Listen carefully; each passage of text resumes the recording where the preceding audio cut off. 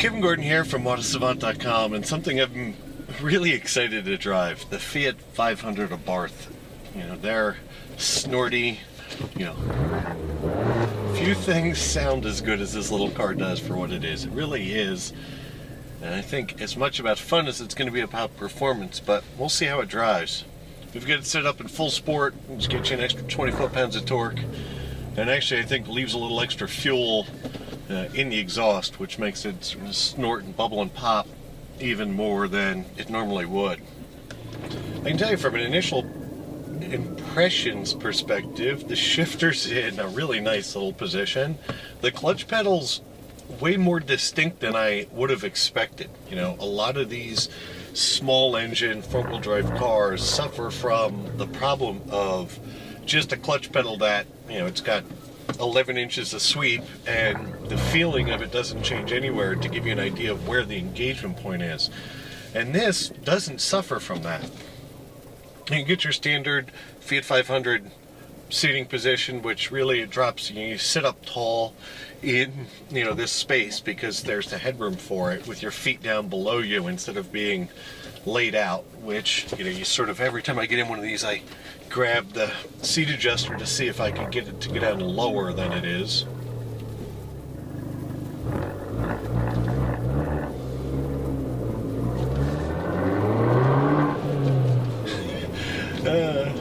Once this thing comes on boost, it really does have a bit of shove to it, doesn't it?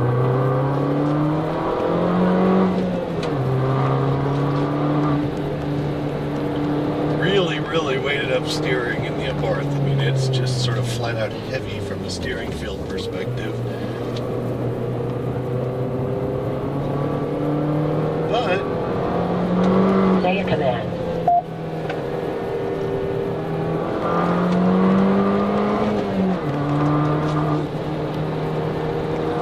Actually, the front wheels behave quite well for all the power being driven through them.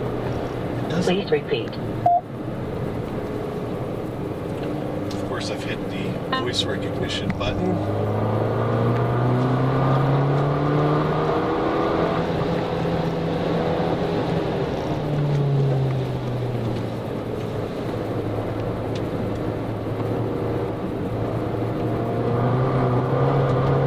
You can feel the traction control try to keep control of that inside front wheel when you're on power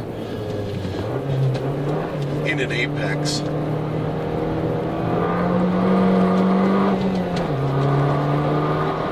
Shifter's a little rubbery from gate to gate, but it still, I think, would be difficult to miss one if you really were hustling.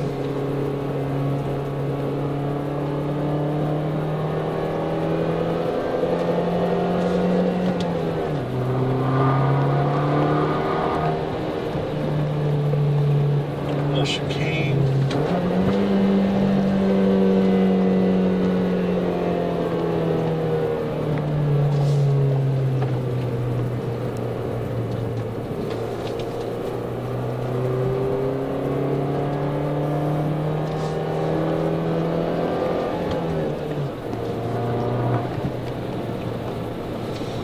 The brake and the gas pedal aren't set up all that well for heel-toe shifting. There's a bit too much of a gap there for at least my preference. But the good thing about these little 1.4 liter turbos is the engine doesn't cause that much engine braking to the point that you'd really suffer from not rev matching every downshift.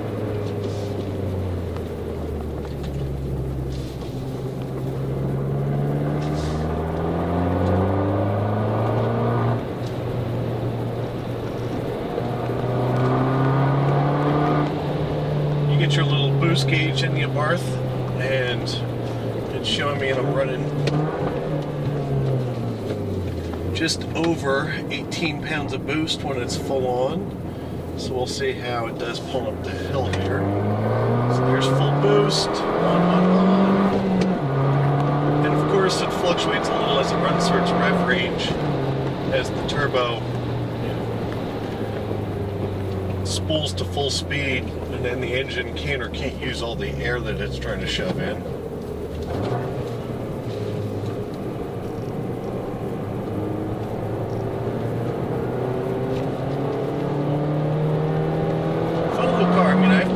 from this versus a Mini Cooper, you know, either an S or a Works perspective, I actually like the pedals in this car better.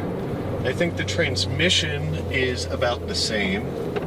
And from a riding dynamics perspective, probably the Mini is a bit more refined of a car, but still, this thing's a lot of fun for the money and makes all the right noise and sort of feels special while still being an economical, easy little thing to drive and park.